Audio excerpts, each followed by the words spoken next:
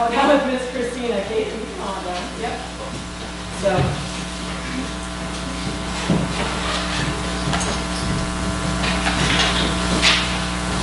I don't know how many of you are familiar with some commercials that came out a while ago. I wasn't actually, so I'm not, but I came across these, and they talk about being priceless, and it's about Mastercard. So we want to share a little bit about that one right now.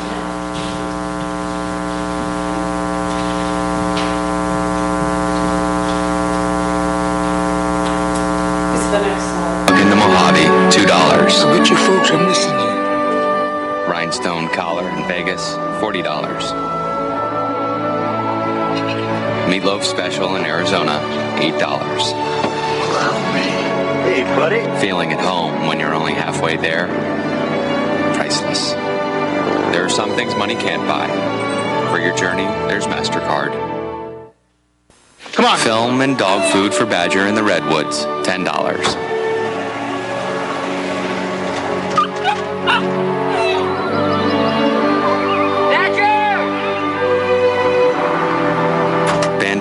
For Lost Dog in Napa Valley, $3. Where's your family, huh? Dog Bone in Fresno, $7. How'd you get so lost? Forgetting you're far from home, priceless. There are some things money can't buy. For your journey, there's Mastercard. Chew toy for Lost Dog in Colorado, $5. You get yourself lost. Silk doggy bed for trip across Kansas, $200.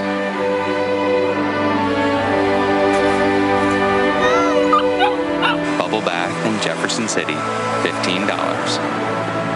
Coming home after a long trip, priceless. There are some things money can't buy. For your journey, there's Mastercard. So did you see a similar theme in any of those? You're supposed to buy, if you buy all these things, you're gonna, there's a list of stuff and what it costs, and then priceless. Like, then something happens, the look of your son, or some of them there were some really cute ones. And the dog, I just thought he was adorable. But, yeah, and then poor Badger's coming home, and he's not lost anymore. And that's priceless. So the whole idea is that we're going into debt, it's worth going into debt because we're going to get something priceless out of it. Now, is that a true statement, do you think? According to Mastercard, the monthly payments are worth it. I mean, the monthly payments that you're going to pay all over the years until you get that all done. And really, short term, that might seem true. But over the long term, if you don't pay any better than your minimum payments, you're going to be stuck paying for that $200 silk doggy bed for a really long time. And I can't imagine paying that much for a dog bed. But to do that kind of stuff and to pay for that. But, today we're going to be looking at a twist to that phrase, getting out of debt. It's priceless. Do you remember from English class what a simile is? Oh, there's a few nods. It's a figure of speech that expressed similarities between two things. I came across the list of 50 of the worst ones in high school papers written by creative writing students. I'm not going to read them all, but I'm going to read a few of them for you and see if you'll get the idea. John and Mary had never met. They were like two hummingbirds who had also never met. She had a deep, throaty, genuine laugh like the sound a dog makes just before it throws up. The ballerina rose gracefully in point and extended one slender leg behind her, like a dog at the fire hydrant. The little boat gently drifted across the pond, exactly the way a bowling ball would.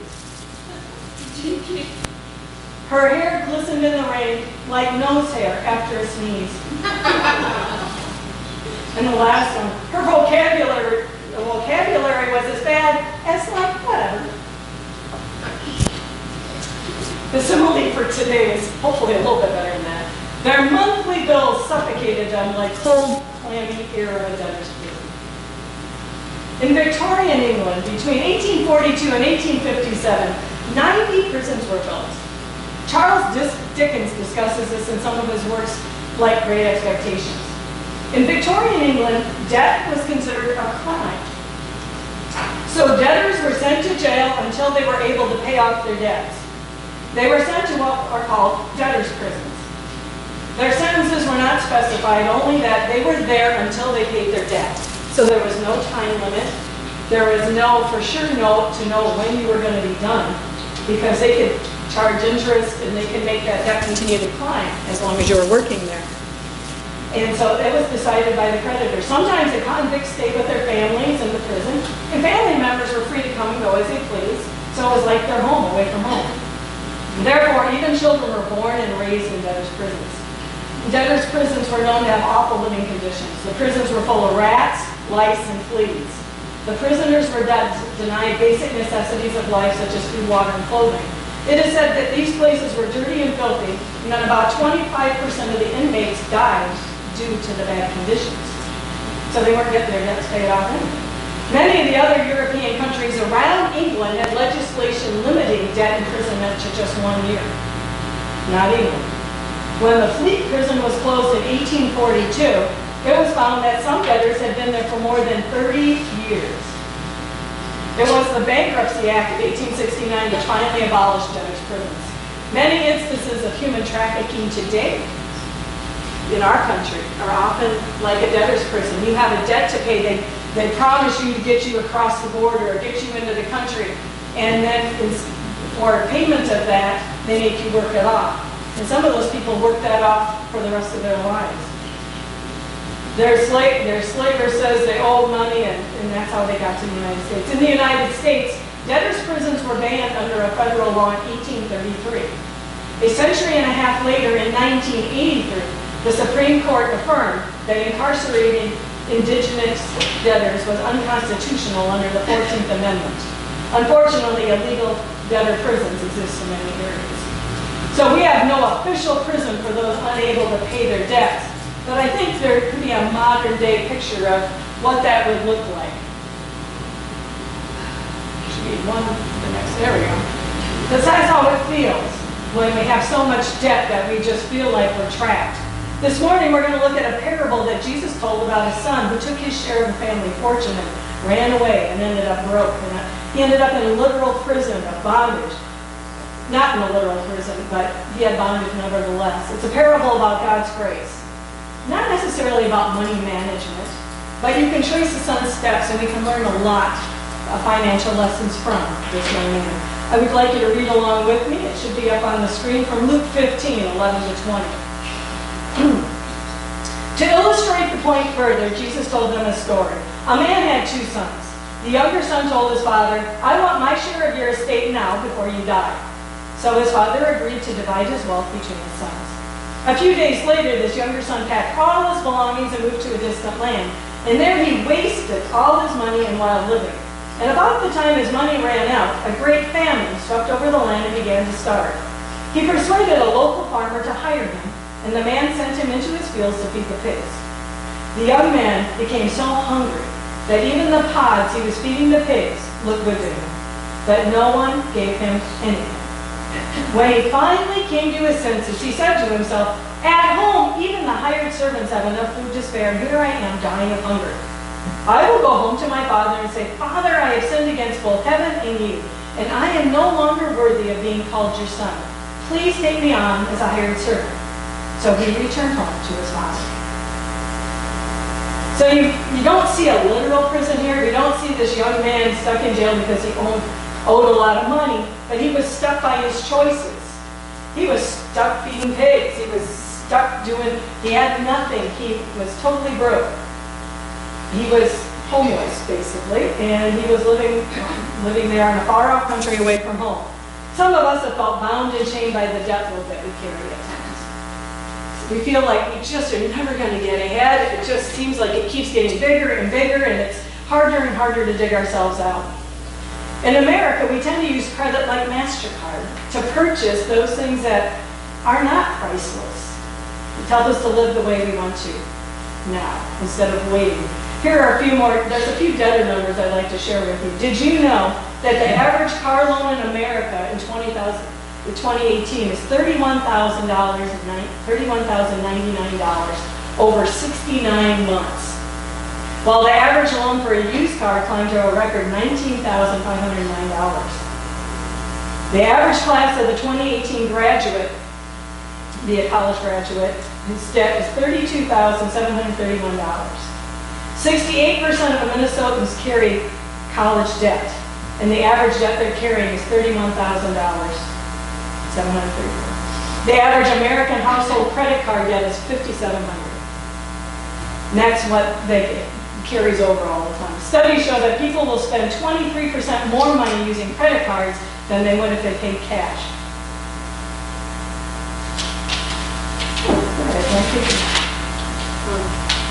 That's a prison many Americans find themselves in. For Christ followers, children of the King of Kings, God wants something better for us. He doesn't want us to feel like we'll never get out of debt. He doesn't want us to have everything tied up to creditors. And he doesn't want, especially in things that don't last. For Christ followers, God has something better for us. He wants us to be free, not only of sin and guilt, but he wants us to have financial freedom as well. There are 4 mistakes that will land you in a debtor's prison that we're going to look at right now. I'm not saying that all debt is terrible. I mean, a business loan that is secured and a mortgage, those are a little bit on a different scale. We're mostly looking at credit card and most of those kind of debts that what you buy is gone in a few days or a few weeks, or things that you can't really invest in. So we're going to be talking more about consumer debt and credit. Number 1, believing the myth of more. And there's a little video about more. More is better. More is better than less. Okay, why? More is better than less, because if stuff is not if there's more less stuff, then you might want to have some more, and your parents just don't let you because there's only a little bit. Right. We want more. We want more. Like, you really like it. You want more. I follow you. It's not complicated. More is better. And AT&T has the nation's largest 4G network. More is better. We get that in our heads a lot of times. We think the more, isn't there an old bumper sticker says that the man with the most toys wins? So, or the person with the most toys wins. Well, at the end of your life, those toys are all, you're dead, they're going to somebody else. So that's what the young man in the parable thought that money was his answer. He went to his dad, and he thought, if I could just have my half of that, just go and do my own thing. He's probably, some of us that have had younger teenagers in our families or people in our lives, we want to get free. And if we could just have that money, we'd be free to do whatever we wanted. And so he's thinking, I don't want to wait till Dad dies. I'll be an old man by then. So he wants his money now. So he goes to his dad and he says, I want my money now. And his dad says, his dad gives it to him. He divides up the estate where it is right now, and he gives the youngest son his share of the estate.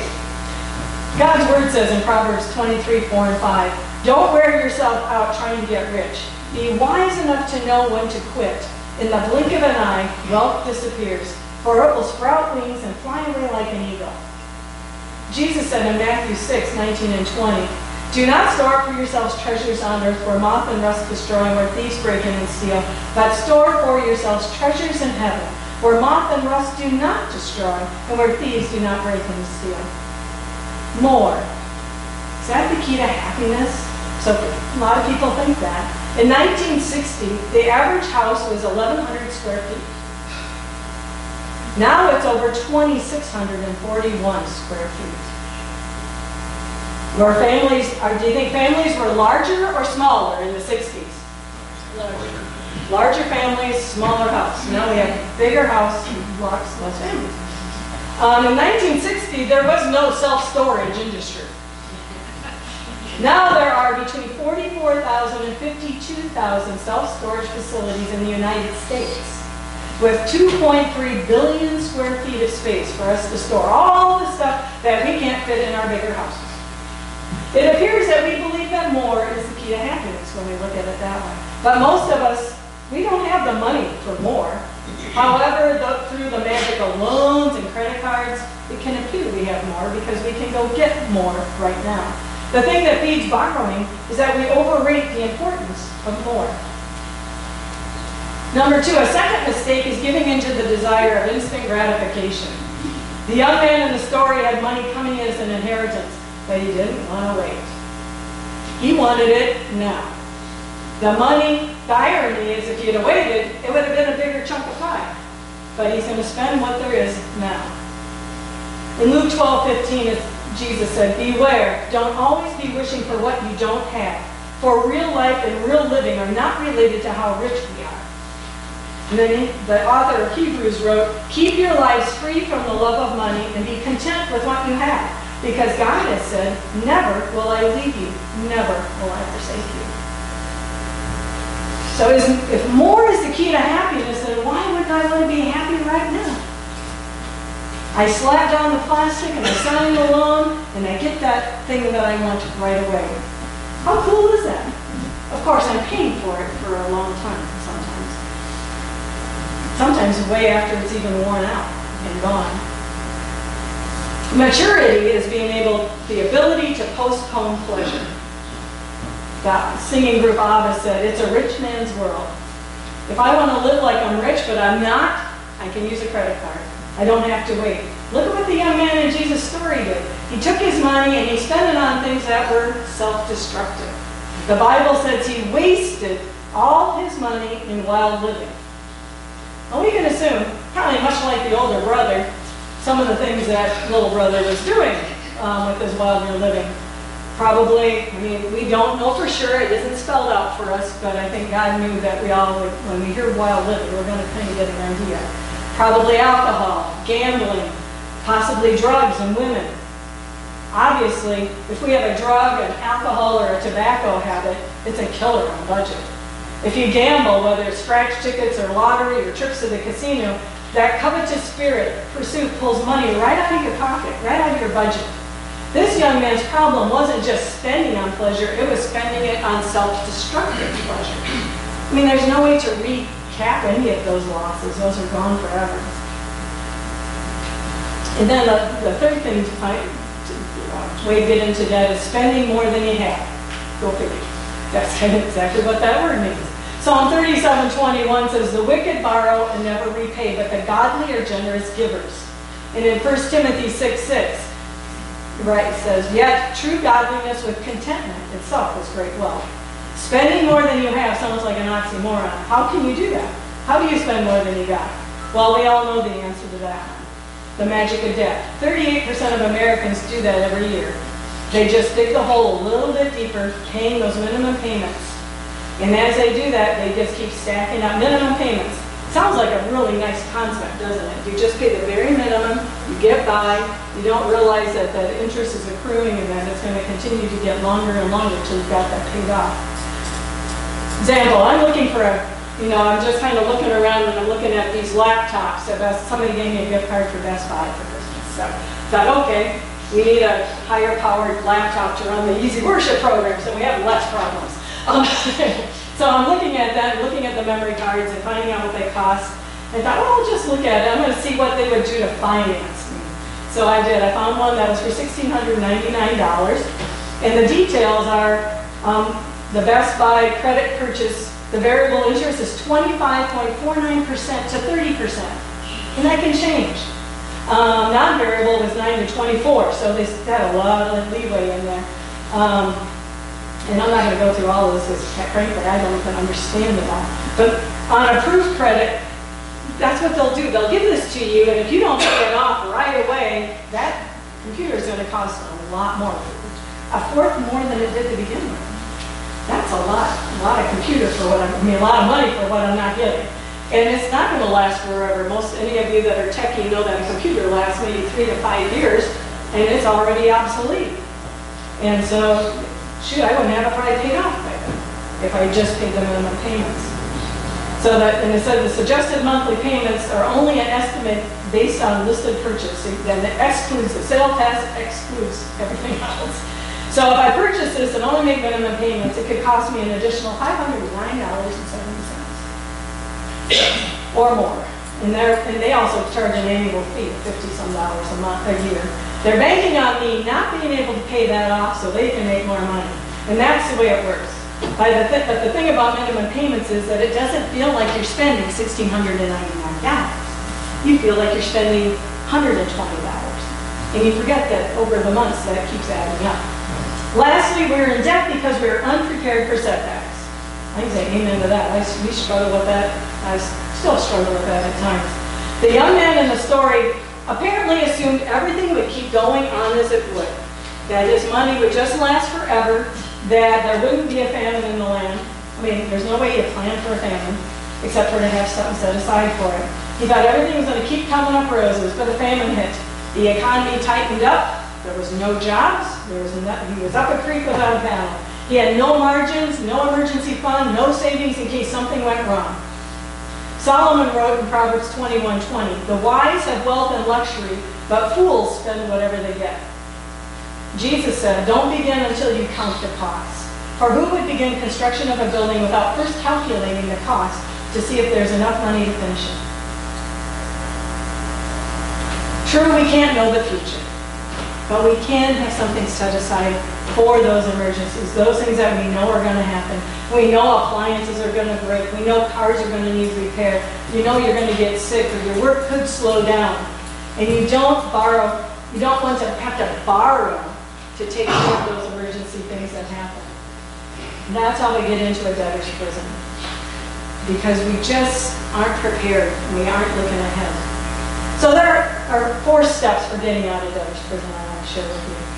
Number 1, ask your father for help. That's what the boy did. He went home. In the story, when Dad got involved, it made a big difference, and it will in our story too. James 4:2 says, "You don't have what you want because you don't ask God for it." Our God is a God who loves to set people free from sin, from guilt, and from other things in our lives. He does not want us to get bombarded with debt, and He doesn't want us to feel like we'll never get off the bottom. He wants us to be free from emotional turmoil, and He loves to do it. We have to ask Him. But when we do, there's one condition. We got to be willing to do it His way. We can't just say, "God, I need you to bail me out of this. I need $1,000. But then we totally ignore everything He's asked us to do for them in the future or even that day. We need to follow Him and listen. We need to wait too, not instant gratification. We need to remember that it's all His anyway. We're His managers. He's the owner. Next, we need to face reality.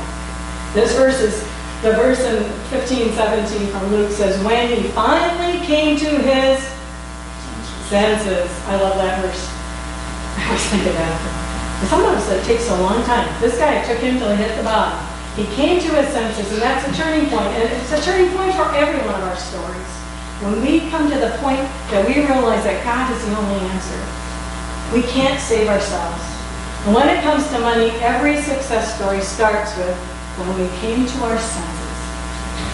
Proverbs 22:7 says, "Just as the rich rule the poor, so the borrower is a servant to the lender."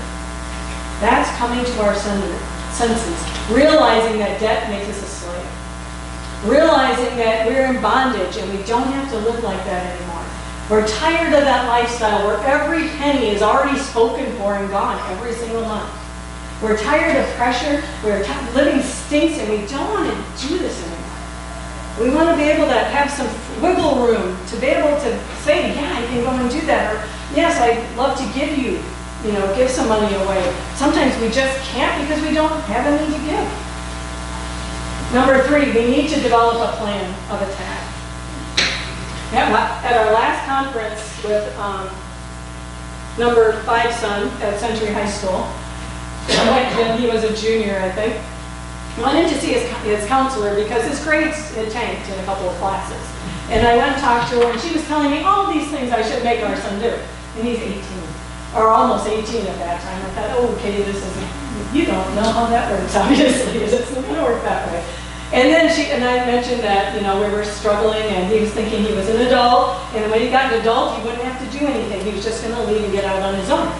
And his counselor had this phrase. She goes, "These 18-year-olds," she says, "I've run up into that a lot. We have a lot of that age group that think they're an adult, and they have a plan, but no plan. They know what they want to do." And that's what he said. "I'm going to get out on my own and get a job." And I thought, how are you going to get there? You don't just hop into that. It don't work that way. And that's what a lot of us do. We know what we want to, we know what we want to accomplish in life, but we don't get a plan to get there. Just saying, I want to get out of debt and I'm going to do better. You need to have a plan. You need to start and figure out how to do that. This young man in our story, he says, I'm going to go back to my father and ask if I can get a job. Ask if I can work for him. Because even the servants live better than I'm living now. He was willing to go back and humble himself and become a servant. He realized a bit late that he could work for a living and make money. He learned the principle spelled out in Proverbs 21:5. Good planning and hard work lead to prosperity, but hasty shortcuts lead to poverty. Get a plan and declare a war on indebtedness. If you're in debt, here are some steps that come right out of the Financial Peace University. First, you need to decide no more debt. I'm not going to charge anything else, period, from this day on. I'm going to make my car last a long time. I like it till it's dust. I mean, no more debt, no more borrowing, no more credit. Number 2, start an emergency fund. Get just $1,000 in savings to deal with that stuff that comes up. So you don't have to borrow when something goes wrong. You don't have to use a credit card. Get that emergency fund, and that's one of the things he really stresses. It's one of the first things you got to do is get that taken care of. And like Murphy's Law is, if you don't have it, everything goes wrong. When you do have it, not as many things seem to go wrong. I mean, they still will, because I mean, your stuff's still going to break. But at least if that money is there, you don't have to worry about when it's going to happen. Start a debt snowball. Now, this always seems a little contrary to a lot of people, but take the smallest debt you have and put everything extra you can on that debt. Make all the other minimum payments. I mean, don't just quit paying on the rest. But get rid of that small one first, and then all that money that went into that small one, you put on the next one, and then all that plus that goes into the next, and you just keep going until they're all gone. And it gives you, I mean, we all need encouragement, right? So if you get that small one gone, it starts feeling pretty good. Man, I paid that off. And then when you get the next one, you say, ah, that's pretty cool. I got that one paid off. And you just keep going up there until eventually you're going to be working on your mortgage. And that's how it works. It snowballs and gets bigger and bigger. When the smallest debt is paid, you take that money and move it over to the next one. And the last thing is start now. Don't put it off. Don't wait till next year. Don't wait till you get ahead. Don't wait until, I'm not sure what, but don't wait. Proverbs 6:9-11 says, but you lazy bones, how long will you sleep? When will you wake up? A little extra sleep, a little more slumber, a little folding of the hands to rest. Then poverty will pounce on you like a bandit. Scarcity will attack you like an armed robber. Proverbs 14:23 says, work brings profit, but mere talk leads to poverty. I think I've got something from Dave Ramsey, if I did it right. Rich rules over the poor, and the borrower is slave to the lender. Are you really going to make the hard choices to change your life? We had $40,000 in student loans, $17,000 in cars. I owned a rental property. We had a line of credit, just stuff. We had 16 credit cards. The proverb says, hope deferred makes the heart sick, but when desire comes. We paid off $83,000. Wow! When desire comes. $144,000. When desire comes. $450,000 in the last 7 years. Wow! It is the tree of life. God says this is how you get out of debt. You gotta run! There is no doubt that this process called Financial Peace University works. The only question is whether you're going to be involved. And so if you haven't signed up yet, now is the time. I have to say, he's a good teacher. He's fun to listen to. It makes you go fast, and it makes a lot of sense, and it does work. So that's something to be thinking about. If that's where you're struggling and you are struggling with debt, Financial Peace University is a big help for that. And like I said, we're hoping that we're planning on offering it next month if we can get it together. So don't just talk about it, get started. The tough thing about debt is that it's discouraging and it's immobilizing. And we tend to think about it, but we don't do anything about it. There's a number of us that could call themselves procrastinators. Well, procrastination is there a little poem that's under the rope. Procrastination is my sin. It brings me only sorrow. I know that I should give it. In fact, I will tomorrow. We need to continue. We need to start now. Debt is hardly ever the real problem. It is almost always a symptom. Until you figure that out, you will never really be free. We get into debt because of things like pride, envy, greed, insecurity, a poor self-image, immaturity, impulsiveness, or a lack of self-control. But perhaps the biggest thing is that we turn to money and stuff to fill a void that only God can fill. God is really the only thing we need.